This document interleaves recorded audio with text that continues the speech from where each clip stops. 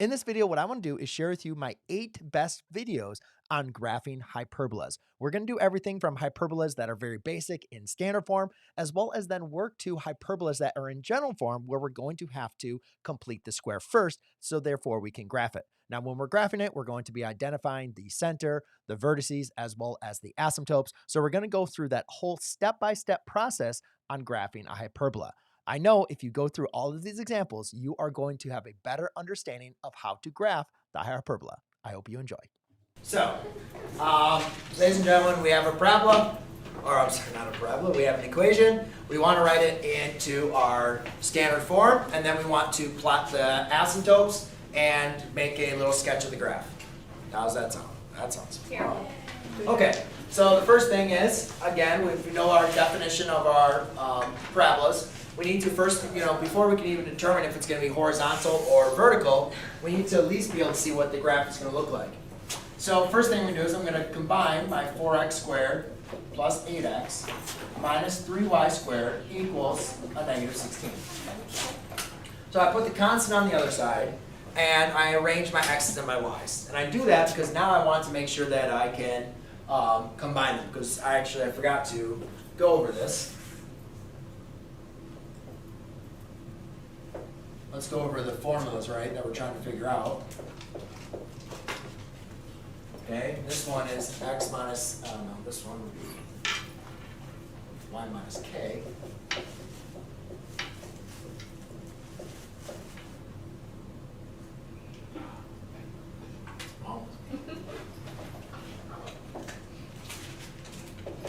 Okay, so we have our two formulas, and what we need to do is we need to make sure we can write this in that formula, right? So first thing I need to do is now I'm going to have to complete the square. Before I complete the square with the x, I need to make sure I factor out a 4. I can't complete the square with my negative 3, but that's fine. That just means that my k is going to be 0, right? Now I complete the square over here, so I have 8. Got to factor out a 4, so that's a 2. So I have 2 divided by 2 squared, which equals 1. So I have 4 times x squared plus 2x plus 1 minus 3y squared equals negative 16. However, ladies and gentlemen, notice that I'm not adding a 1. I'm adding a 1 that's being multiplied by a 4. So therefore, I'm going to have to add a 4 over here as well. So therefore, now I simplify, or I factor this down to its perfect square, or binomial squared. So it's x plus 1 squared minus 3y squared equals negative 12. Now, again, remember, both of our formulas equal 1, right? Both those formulas equal 1. So let's divide by negative 12. And we'll do this by both terms. Therefore, by simplifying this, I now have a negative 3 times x plus 1 squared plus y squared over 4. I'm sorry, that's a 3 on the bottom, right? Well, so you make the top negative, not the bottom? It doesn't matter. Negative 4 divided by 2 is the Why are you same. adding? I thought it was multiplying. Because The negatives divided by another negative makes a positive, right? true. So now, you're right though, this needs to be a subtraction problem, right? So rather than saying a negative number plus a positive, I can rewrite this as y squared over 4 minus x plus 1 squared over 3 equals 1. So you're right. Right? You want to write it in that format, because now when you have it as a subtraction, you know now that a squared equals 4 and b squared equals 3. Right? How do you, oh, okay. Because it's always a squared minus b squared for a hyperbola. A squared minus b squared. Huh? A is always the larger one. No, not necessarily. Oh, God. It's just always in the formula, a squared minus b squared. That's the formula that we're always going to have in this form. So in hyperbolas, it's not going to matter whether it's bigger or not. You're not always going to have a larger or a But smaller. I thought you said that the A is On your ellipse, on the ellipses, that's the way that you're always going to have it. Okay? So how do you know in here it's the same? You just write it as a subtraction, one minus the other, and then whatever that is, whatever you're subtracting from, that's your A minus your B. So it can be that was our last example, right?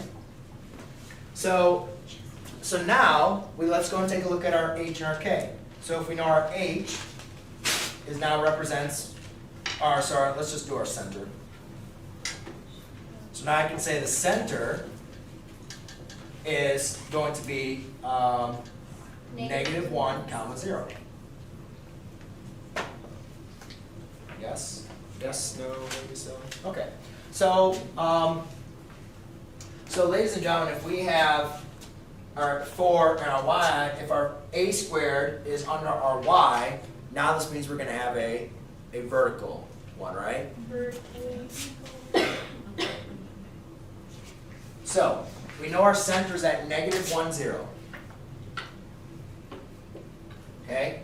The vertices are going to be plus or minus 4. So therefore, if a squared equals 4, we know that a equals 2. So to find the vertices, ladies and gentlemen, are your vertices... Pardon the interruption. Please turn your TV sets to channel 6 for the Mustang News. Since this has a vertical transverse axis, our vertices are going to be on the transverse axis as well. So our vertices are going to be -1, comma, plus or minus 2, right? Which will be -1, comma, -2, and -1, comma, 2. Wait, did we ever get like formulas to how to figure out the vertices, or how do you figure out the vertices? It's the same distance, it's A. Okay. So it's the same thing as an ellipse, it's just your definition of A. The only thing you need to know is, it's on the same as your transverse axis. Remember ellipses, they were all on the same major axis? Well, now they're on the same, what we call a transverse axis. So the H is not changing in this case because you have a vertical transverse axis. The same thing now goes with our foci. Now we need to determine what the foci is. And remember the relationship we have for hyperbolas. Obviously, I think that was a bad reason for you to come back in class at this point in time. Because remember the definition for the foci that we had was c squared equals a squared plus b squared. Well, we have a squared is 4 plus b squared, which is 3.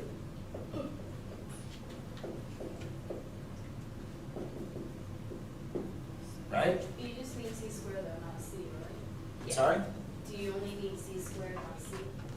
No, we actually need to figure out what c is. Because c is the difference. C is the distance from your center to your foci. So c is the square root of 7, so our foci are going to be -1, comma, plus or minus the square root of 7, which is -1 plus, or sorry, -1, comma, 0. Sorry, 0 plus or minus 2, 0 plus or minus square root of 7. So, Does that matter? Yeah, why is it? Because, yeah, of course it matters. That's a huge mistake. Guys, you're taking your center and adding the vertice to your K, to the K coordinate of your vertice. This one just happened to be C, so it didn't matter. Yeah, but why, do you have to put 0 plus? No, you don't have to, and that's why I got lazy and I didn't write it. But you need to understand, you're adding it to the K form of your center. You just need to make sure you understand that. In this case, yeah, you're going to have square root of 7, and in this case you have -1 minus the square root of 7. Well, guys, you can write those in your decimal form. Square root of 7 is roughly 2.645751.3. I'm sorry, say that again. Are you allowed to put negative square root of 7? As long as you not take the square root of -7. But yeah, leave it in that exact answer. So your foci are going to be somewhere right around here. All right. Now, last thing, ladies and gentlemen, remember they're in between. They're between the center and the vertices, are your foci. Now, that's an approximate value. The last thing, ladies and gentlemen, we're trying to do is find our asymptotes. So remember, for a vertical asymptote, we have y equals k plus or minus a divided by b times x minus h. So all we're going to do to find our asymptotes is plug in this values. So we have our k, which is 0. plus or minus a over b. So our a is 2, and our b is square root of 3.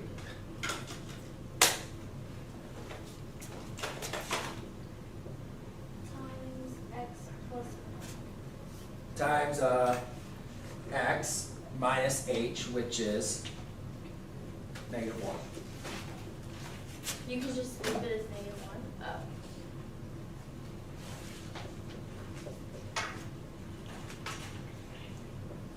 So then when I distribute that through, you're going to have that line.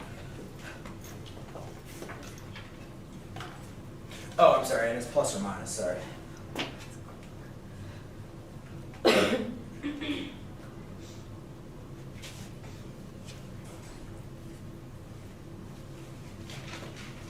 we need to do the 3? We will learn how to graph them, but we'll practice that next class period, just so you guys understand how to find the asymptote, okay? All right. So ladies and gentlemen, what we have is we have the equation x minus 1 squared divided by 4 minus y plus 2 squared divided by 1 equals 1. And what they're asking us to do is find the center and vertices, foci, and the equation of the asymptotes of the hyperbola and sketch the graph. Okay. So, excuse me. So what we're going to do before we get into all this crazy kind of stuff, let's just write down the information we know. Okay? Let's not get crazy. Let's just write down the information that we know. So the first thing I think is always the easiest to remember is the center. We have an h and a k here, so we know that the center is, remember, it's x opposite of h and y opposite of k. So therefore we know the center is going to be 1, -2. Right? Now they have to sketch a graph, so we might as well just start graphing as we go. So the center is at 1, -2. We'll just locate that with a little c. All right? Now, the next thing is we need to understand, remember the standard form for an ellipse says x minus h squared all over a squared minus y minus k squared all over b squared equals 1. Always for a hyperbola, it's a squared minus b squared. Always. An ellipse, the a's and b's can swap, right? But a hyperbola, it's always a squared minus b squared. So how do you determine if it's going to be a horizontal transverse axis or a vertical transverse axis? All depends on which coordinate is above your a. So since my x is above the a, I know this is going to have a horizontal transverse axis. What is a transverse axis? The transverse axis is where your foci and your vertices are all going to lie. So that means they're all going to lie horizontally on this transverse axis. It's kind of like the major axis for an ellipse. All right. So to find our vertices, we know that the vertices are going to be a distance away, right? So we know that if a squared equals 4, then we know a equals 2. Correct? So that means from the center, my vertices are now a distance away. Well, since this is a horizontal transverse axis, am I going to add or subtract a to the h coordinate or the k coordinate? H coordinate. Because if I add it to the k, guys, I'm going to go up 2 and -2. But I just told you it's a horizontal transverse axis. So you got to add it left and right. So therefore, to find the vertices, I'm going to say it's going to be 1 plus or minus 2, comma, -2, which is going to provide me with 2 vertices, 3, comma, -2, and -1, -2. Notice how my k remains exactly the same. So now I'm going to have 1, 2, 3 is one vertice, and -1, 3 is the other vertice. Let's put the c right here. Do you guys see how the vertices and the center all lie on that same line? That's what we call the transverse axis. And guess what? The foci lies on what line? That same line, right? But now to find the foci, that is not a distance of A, not a distance of B, that's a distance of C. Okay, so to find the foci, now we need to figure out what is that distance of C. So we know for a hyperbola, to find the hyperbola, we know that c squared equals a squared plus b squared. So hyperbola, we're trying to find out what c squared is. So we know a squared, we know b squared. So c squared equals 4 plus 1. So c squared equals 5. Therefore, c equals plus or minus the square root of 5. So now what I'm going to do, to find the foci, I'm going to do the same thing. 1 plus or minus the square root of 5, comma, negative 2. Now, I don't have a calculator with me, so we're just going to want to approximate. Well, if I know the square root of 4 is 2, and the square root of 3 is 9, the square root of 5 is going to be somewhere in between there, right? So I'll just estimate it at like 2 and something, right? Okay. So let's say, this could be approximated to 1 plus 2 point something would be like 3 point something, right? So I can add it over to 1, 2, 3, and somewhere in between there would be your foci. And then obviously if you have a calculator, you can approximate a little bit better. So now I'm going to subtract, so 1 minus 3 would be like minusing 2 point something. So now I'm going to go over 1, 2, and a little bit extra. Be somewhere right around there. So there's that foci. Okay, and again, I'm just estimating the foci.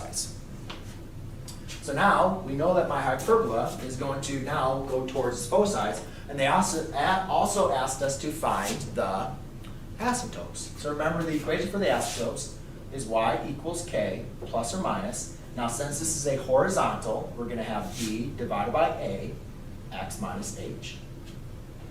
All right, if it was vertical, your a and b's would be swapped, right? Yes, because there's two different equations. Okay, so now let's plug in our k, which in this case is negative 2, plus or minus b, which is 1 over 4, times x minus h, which is 1. Okay, distributive property. Y equals negative 2 plus or minus 1/4. Isn't it So over 2 though? what? It is Isn't it over 2? Oh yes, it is over 2. That's it. Thank you. I was looking at a squared. So 1/2. Actually, I'll just leave that. I'll just leave it in the thing. So, sorry, I'll just go through this.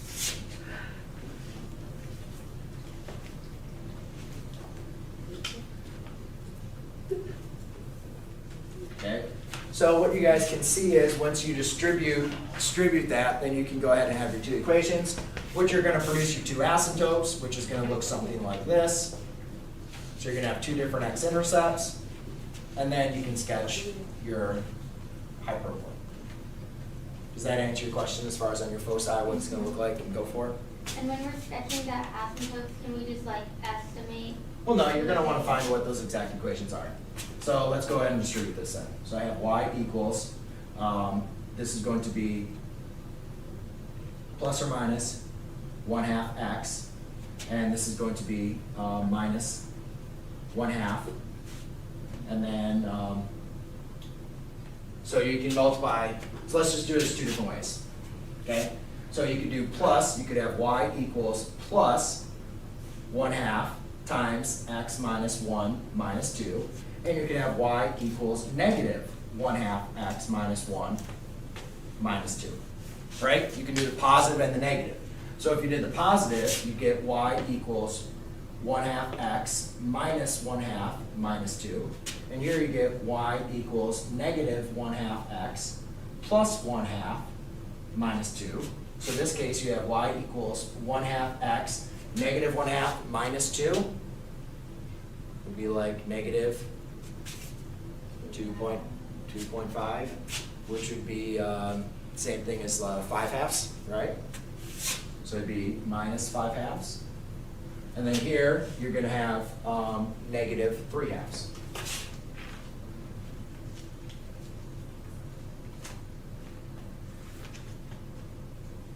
So 1/2 minus 2 would be negative 1.5, which would be a negative 3/2. And you can see that both these asymptotes are negative, so that would make sense. Okay? Does that make sense how I distributed that to find the two asymptotes? So there's your two equations. Got it, Nico? Good. Example. Exact same thing, ladies and gentlemen. We've talked about, we have two different examples, right? We have one where the transverse axis is going to be horizontal, and we're going to have an example where our transverse axis for our hyperbola is going to be vertical. So we want to make sure that we plot our points first, so therefore we can determine, are we going to be dealing with an equation? Are we going to be writing an equation that's going to have a hyperbola that is going to be with a transverse axis, horizontal or vertical? So let's just plot it real quick, just to kind of take a look. So as I plot my points, negative 1, 2, 5, 2, and then my vertices are at 0, 2, and at 4, 2. So I have my vertices and my foci, or foci. Now, ladies and gentlemen, is this going to produce a hyperbola that's going to have a transverse axis horizontal or vertical? I'm guessing it's vertical. Wrong. Remember, your foci and your vertices are all going to lie on the transverse axis. So therefore, they're all going to lie on this axis right here. So, are we going to have a transverse axis that's going to be horizontal or vertical? Horizontal. Horizontal. Do you see now how it makes more sense when I put them on a horizontal line? Oh, okay, got confused. So, I was how. now we need to write out our equation because that's what we want to figure out. So our equation that we're going to use, since now we know it's going to be horizontal. Remember, we always have for hyperbolas a squared minus b squared. Is this at 0, 0? Sorry. No, we'll talk about that in a second. So therefore, I'm going to have x yeah. minus h squared minus y minus k. Okay. So therefore, for us to figure out this equation, we need to know the center, we need to know a, we need to know b, right? So remember that the vertices are the exact distance from our center point. So I have vertices at 0 or at negative 1, 2, and at 5, 2. So how far is that distance? 1, 2, 3, 4, 5, 6. Oh. Yeah, 1, 2, 3, 4, 5. Okay. 1, 2, 3, 4, 5, 6. Right. So you could say 2a equals 6, right? So therefore, my a equals 3. That means the distance from my center to my vertices is going to be 3. So therefore, if I just travel back 3, I can figure out where my center is going to be, which is 2. Where's my 2 vertices? 1, 2. Oh, I was doing foci. 5 minus 3. What are you doing? I was doing my foci. I'm so confused. That's because I was doing 2c. The distance between your 2 foci was 2c, which is c equals 3. My apologies. If I do a, the distance between my 2 vertices, which is 0, 2, and 4, 0, 4. was 4. Thank you. So you can say 2a is equal to 4. Divide by 2, a equals 2. Now again, let's go in 2 units from our a, or from our vertices. 1, 2. Let's make this a different 2, guy. comma 2 is the center. And now let's go 3 units from your foci. 1, 2, 3. Oh, look it. My center is going to be at 2, 1. Yes? How did you find the center? Remember, the center is exactly in between your 2 vertices and your foci. No. Right? It's 2, comma 2. Yeah. Yes, 2, 2. Right? It's right in the middle, between the 2 vertices and the 2 foci. Right? So what I did is I pretty much just found the distance between my 2 foci and divided it by 2. I found the distance between my 2 vertices and then divided it by 2. Okay? Because it's right in the middle. The center is right in the middle. It's equal distance to both vertices and both foci. So you just need to find that middle, which is C come into place? C is the distance from the center to the foci. C is this distance from the center to your foci. A is the distance from your center to your vertice. So now we know our center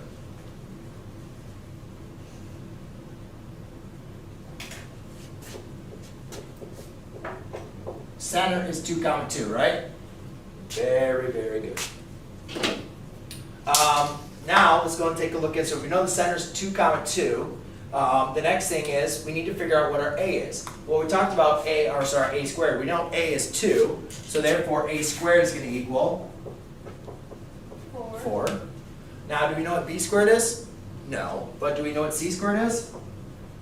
C squared is now going to be the distance, remember here, so c is 3, so c squared equals 9.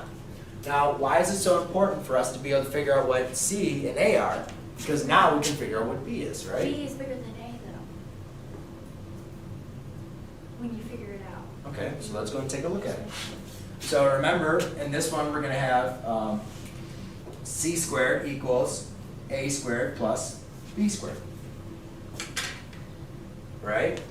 So, but remember now, it's a little bit different than what we were dealing with on the last one. Your b is going to represent different values. Because remember, now we have this inverted, right? It's not opening like an ellipse. Now it's inverted going back the other way.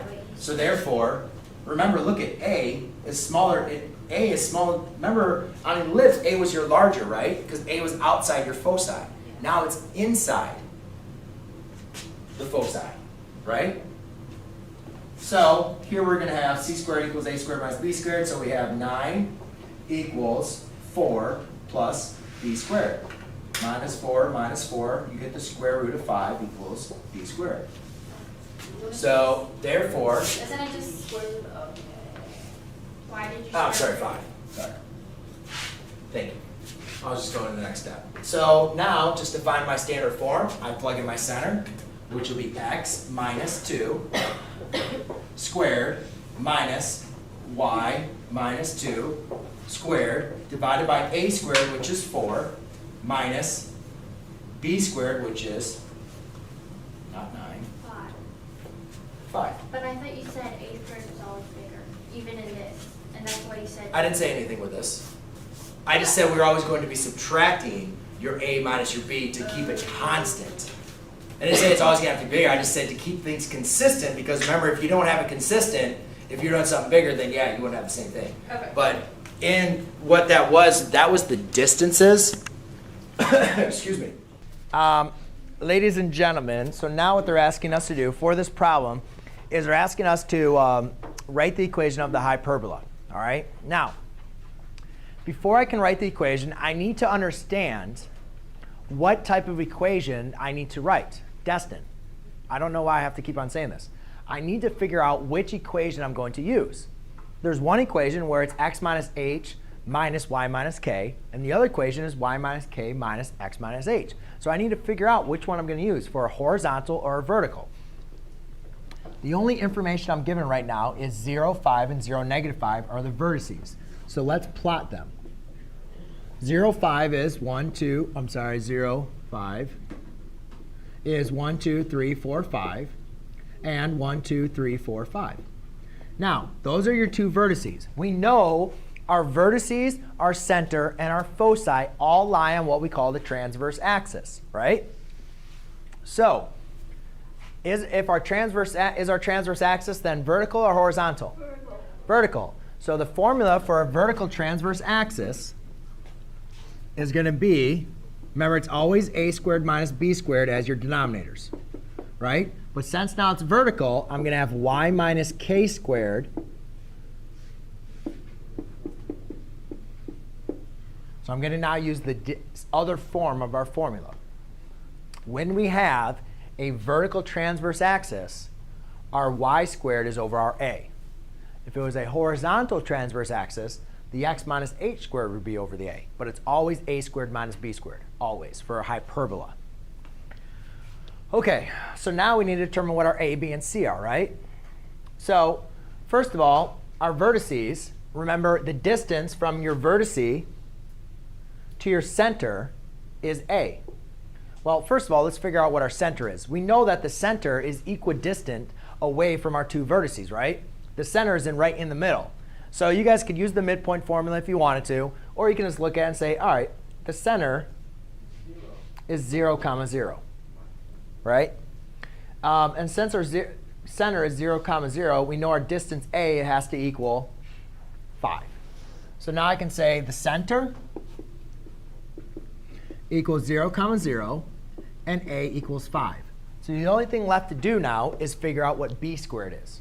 So they gave us the asymptote, right? And remember, asymptote come in the form of for this is vertical, so it's k plus or minus a over b times x minus h. But remember, our h and k are 0, right? So y equals 0 plus or minus a over b x minus 0, which is really y equals plus or minus a over b. Well, we already know what a is, right? A is 5. So what's our b? 3. So now we know the center, we know a, and we know b. Can we now write the equation by plugging them into this equation? Yeah. A squared is now 9 minus x squared over b squared. I'm sorry. B squared, a squared is 25.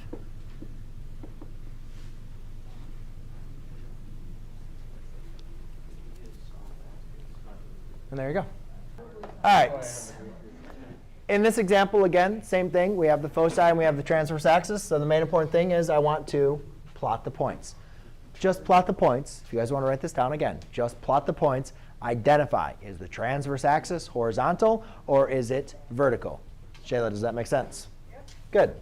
So therefore, we'd write down negative 1, 2, 3, 4, up 2, and 1, 2. Transverse axis endpoints are at negative 3. So those are my foci. So I'll label them. My vertices are at negative 3, 2, and at 1, 2. Now, just by looking at this information, ladies and gentlemen, can we identify if the transverse axis is horizontal or vertical? Yeah. Yes. It is going to be horizontal. Why? Because the vertices, the foci, the center, all lie on the transverse axis. What's also nice about having this information is we can identify the center, because the center is the midpoint between both of our vertices and both of our foci. So did anybody find the center yet? Yes, Jake, give it a shot. Yeah, it looks pretty good to me. So you guys see how I've identified all of this stuff. So center. So let's start writing. So they're asking us to write the equation. So let's start writing down what we have. Center, negative 1, comma 2. Right? We don't really care about the points of the foci unless they asked of the points of the foci. But the main important thing we want to know is what is A and what is B. So we figure out that A is the distance from the center to my vertices, which is 2. And we know that C, which is the distance from my center to my foci, is 1, 2, 3. So therefore, we could say A squared is 4. C squared is 9. To find B, we need to use the formula C squared equals A squared plus B squared. So therefore, we have 9 equals 4 plus B squared. And we could say 5 equals B squared. Does everybody follow me on that? A is the distance from the center to your vertice. So I just counted 1, 2. C is the distance from your center to your foci. So I just counted on the graph. That's why I think visually plotting this stuff is very helpful. C is the distance from the center to your foci. Then I use the formula, which is different than the ellipse formula. Please make sure you guys know that distinction. Now, again, the formula, it doesn't matter. We know for ellipses, for hyperbolas, it's always a squared minus b squared. Always a squared minus b squared. So a squared is 4 minus b squared, which is 5. Right? Always a squared minus b squared for hyperbolas. For ellipses, a squared was always larger than b squared. Then we know that this is my h and this is my k. So in reality, it's x minus negative 1. And then it's y. Oops, I'm sorry. Y minus k, or y minus 2. I didn't explain this. The reason why I'm writing the x first, because if you guys remember, the last equation we wrote the y first. Because the last problem that we did had a vertical transverse axis, right? So whenever y is over a, it's a vertical transverse axis.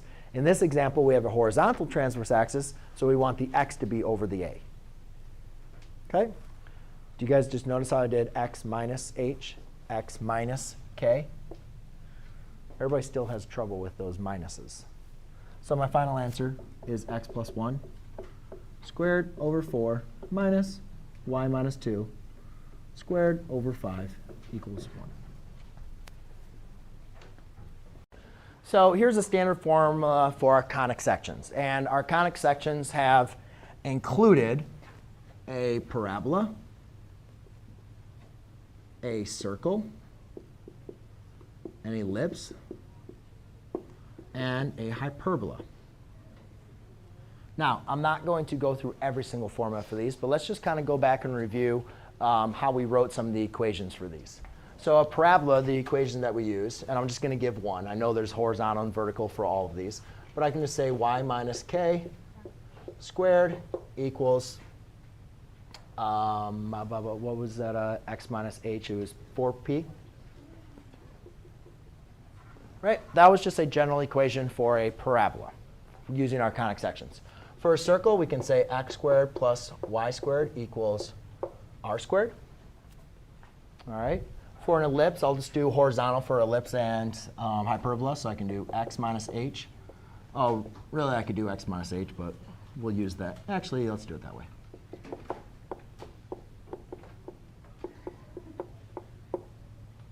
There you go. So x minus h over a squared plus y minus k squared over b squared equals 1. For a hyperbola, a vertical hyperbola, it'd be x minus h squared over a squared minus y minus k squared over b squared equals 1. Okay, so that's just an example. I'm just writing down one example of a parabola, one example of an ellipse, and a hyperbola. All right, now, so what I'm going to do for these types of problems is I'm going to give you an equation that's going to be in this format, and I'm going to ask you to determine, is this a parabola, a circle, an ellipse, or a hyperbola? So to do that, there's actually some very basic rules, all right? And all you're going to be looking at is your a and your b. So what I look at in here is if I was to, obviously to expand this, y would be squared, correct? Is x ever going to be squared? No, because a parabola, you only have one term that's squared, right? So if you have something that was in this format, a or b would have to be 0, right? Because you can only have one squared number. Does that kind of make sense? If I was going to give you an equation, a or b would be 0. So to determine if it's a parabola, a times b is going to equal 0. Because one of those terms, a or b, it doesn't matter. You're either going to have x squared for a parabola or you're going to have y squared. We don't have both squareds for parabolas. OK? Thank you, Hunter, for passing that along. So when you're either going to have one of those two are going to be squared. The easiest way to look at it is just what's your squared term, either an x squared or a y squared? There you go. All right. Now let's go and look at a circle. Now remember, a circle actually is an ellipse, right? But it's a special type of ellipse where if we were going to set this equal to 1, I would divide by r squared, divide by r squared. And what we notice is the denominators for these are exactly the same. A is equal to b, right? Those two terms, like it has an ellipse, a is equal to b. So to determine if you have a circle, a is going to be equal to b. So if I give you an equation that's in this format, to determine if it's a circle, you just need to look at the coefficients of x squared and y squared. If they're exactly the same, then your a is going to equal your b. All right. The next one is an ellipse. Now, what's nice about ellipse is you notice that ellipse always has the positive, right? It's always addition. So a and b are always going to be positive, always, for an ellipse. Yes, Amelia. Thank you. So a and b are always going to be positive. So if I give you an equation in this format, all I need to do is look at a and b. If a and b are both positive, or their product is greater than 0, then I know it's an ellipse.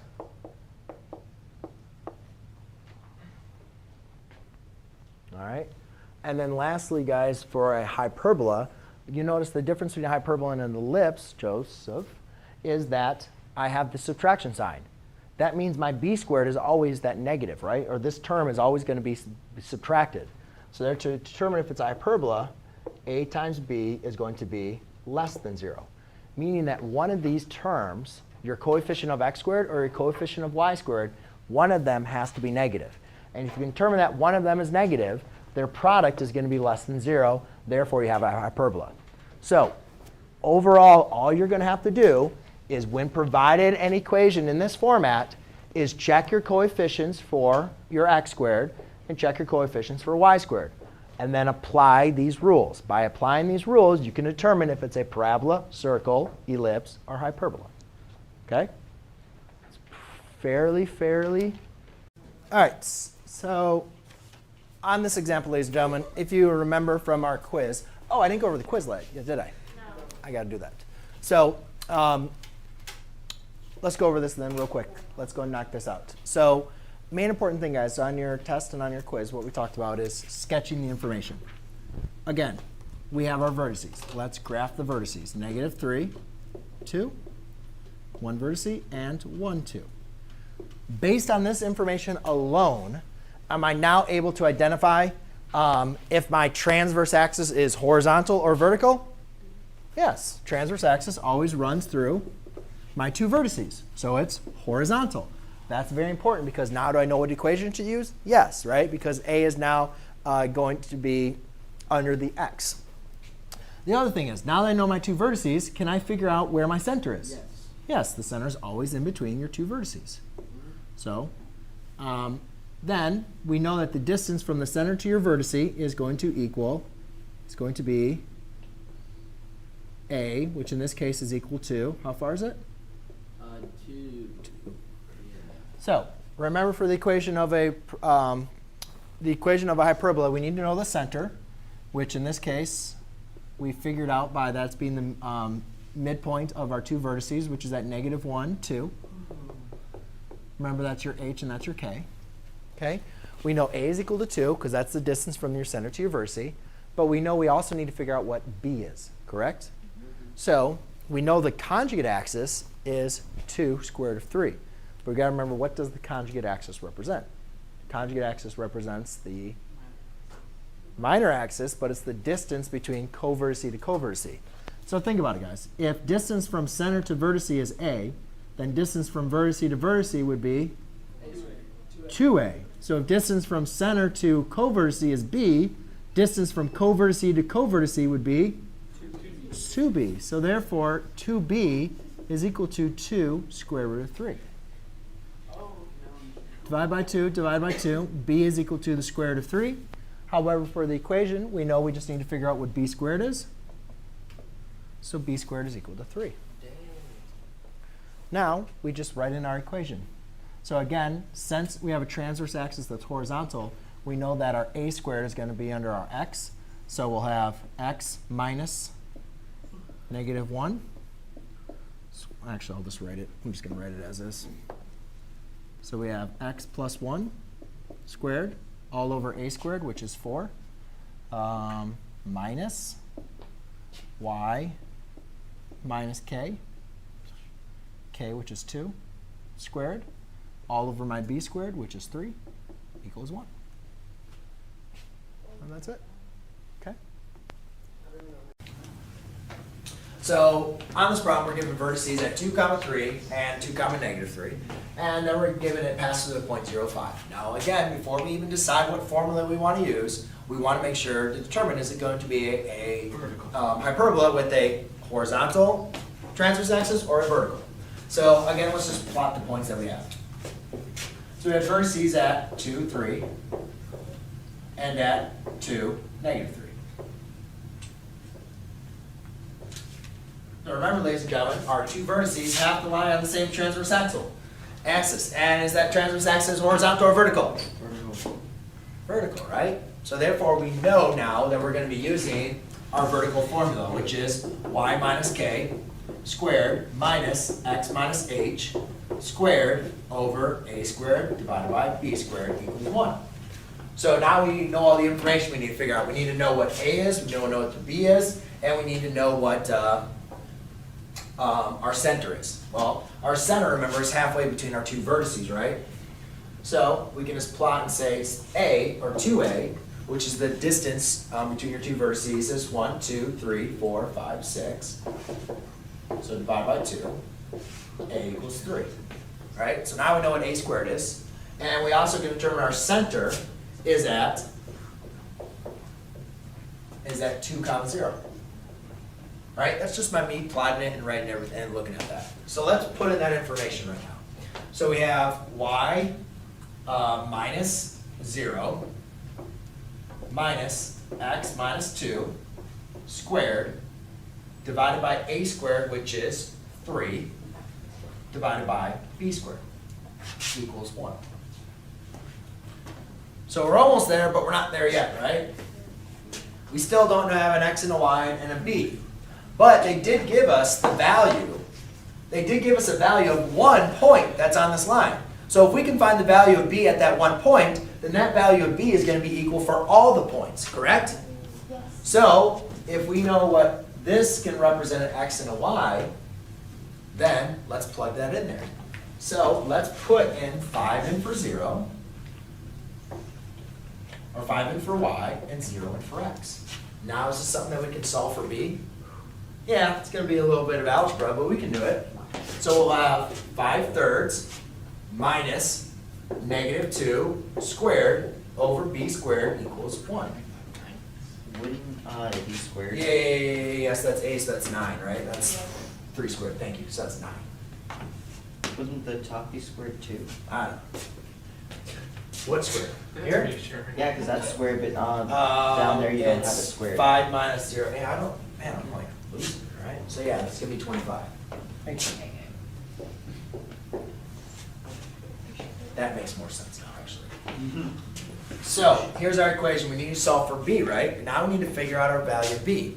So we get to go back with some fractions. So we subtract 25 ninths. So going back to your fractions, 1 minus 25 over 9.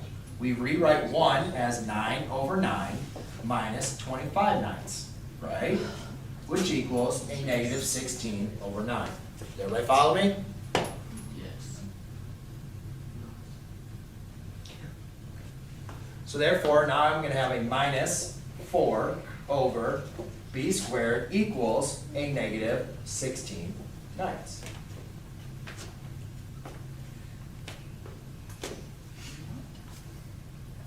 Okay. Now we have a proportion, right? A ratio equal to another ratio, correct? So now we can cross multiply. So therefore, when I cross multiply, I have a negative 16b squared equals a negative 36. Divide by negative 16. And I get, geez, I'm running out of space. Bless you. Thank you. B squared equals 36 over 16. Now you might say, oh, let's reduce that, but hold on, before you reduce it, we can just figure out that b squared equals 36 over 16, right? So that's good. We don't need to simplify, we don't need to reduce it. Simplify, let's just leave it as 36 over 16. So now, ladies and gentlemen, do we know what b squared is? Do we know what a squared is? And we do know what the center is. Yeah, so let's write our equation, right? So now we have y minus our center, which was 0, squared, minus x minus 2 squared, all over a squared, which was 9, and then all over b squared, which is 36 over 16, which, yes, I mean, we could divide that into, what, 9/4? Or 36 over 16, we'll just leave it. I'll just leave it in there, and that equals 1. Right, and we could simplify, you could reduce that down, but I'll just keep it in there so you guys can see where exactly we're going. Yes? So you don't plug in like what you did up there when you plug in 5 and 0 fractions, just leave it out? What am I doing? No, this is your, hey, no, you don't need to write y squared, or y minus 0. It's just y squared.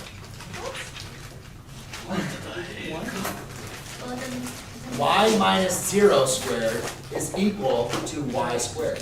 It's the same thing, right? But that's. What was your question? But what I'm asking is that up there you plugged in 5 for y. Why don't you plug it in now? Because now this is the general form for the whole hyperbola. This doesn't represent 1 point. This represents all the points. When we plugged them in, we were just trying to find it for 1 point. Okay? Cool? All right. That's it.